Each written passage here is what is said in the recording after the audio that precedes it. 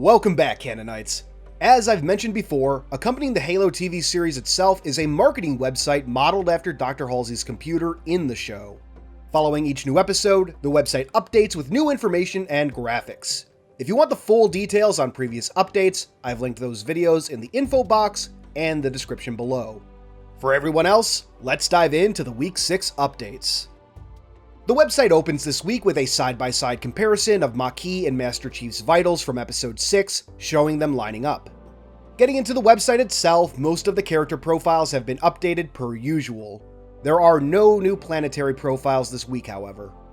Starting with Master Chief, John's profile simply mentions the ongoing analysis of his and Maki's vitals, and where the data is being stored. The profiles for Silver Team are equally as brief.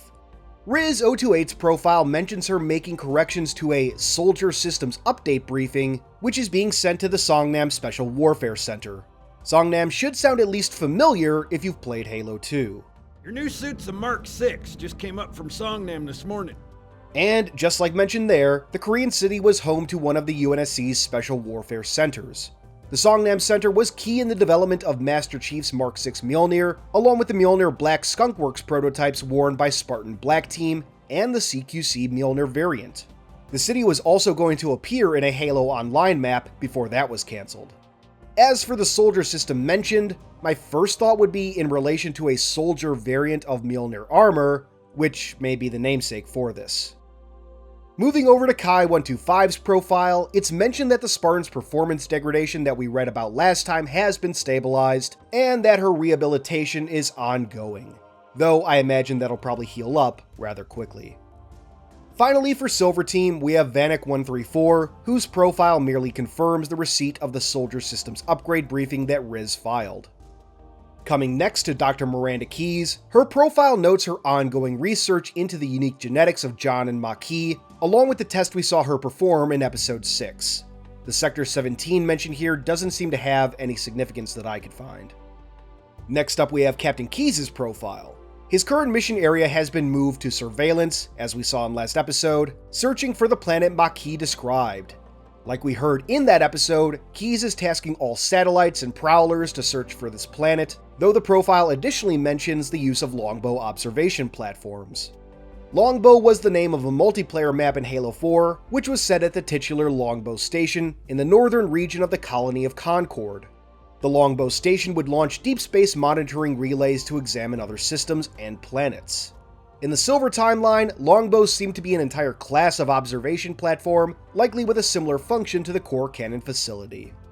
Now, before we move on, I want to make a quick correction about a statement from my previous episode breakdown, followed by a less quick discussion about the planet the UNSC is hunting for. First, for the correction, I made a mistake when it came to the Sahara-class prowlers that we could spot in the episode. Specifically, the UNSC Glamorgan was featured in core canon, appearing in Halo Glasslands where its ship class was never given. I also checked all my e-copies of the Halo novels for any UNSC Mirthless Smile, but that seems to be entirely new for the show. It's an appropriate name for an Oni Prowler, though. The other thing I wanted to discuss for a moment is the planet Maki is having the UNSC search for.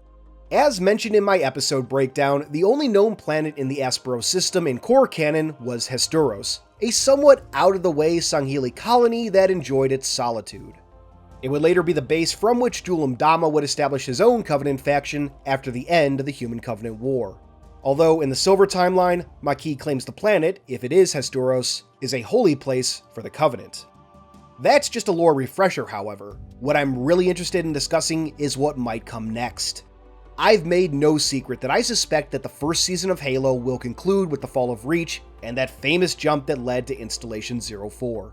For that to happen, the Covenant needs to find Reach. In core canon, the Covenant actually found Reach twice independently.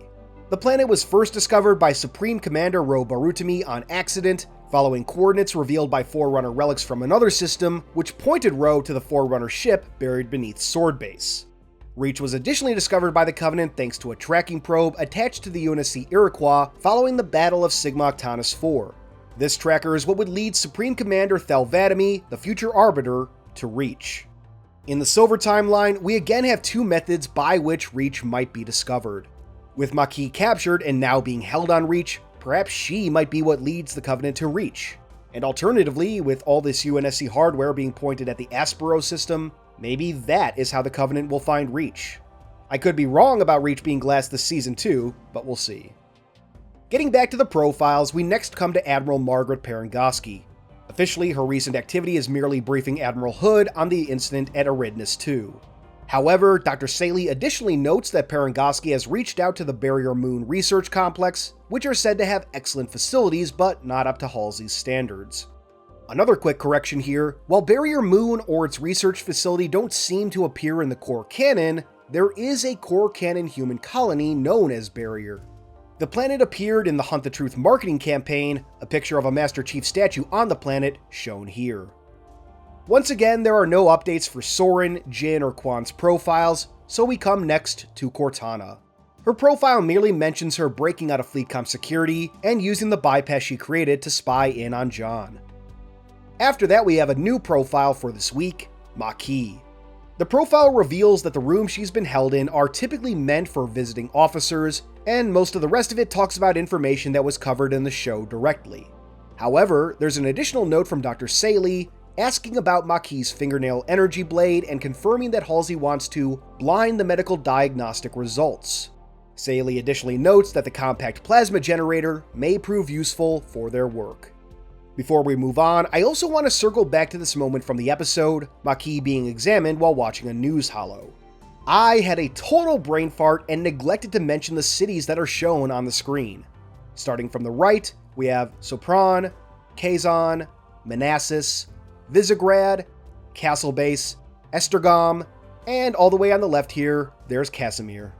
All of these are known locations from the core canon, and their locations all seem to line up with core canon for the most part. It's hard to tell for sure. Kazan and Manassas both appear in the Halo Reach marketing campaign Remember Reach, which showed clips of life on Reach before the planet was invaded. Visegrad, of course, was the first location Noble Team visited in the game. And as I mentioned in my previous video on the subject, Castle Base was an Oni facility, which featured prominently in Halo The Fall of Reach.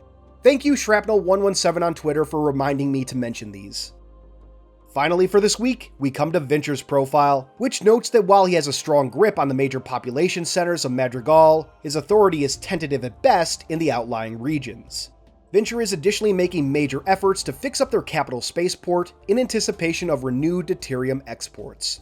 Although, with 3 episodes left in the season, I'm curious whether Venture will get the chance to export anything.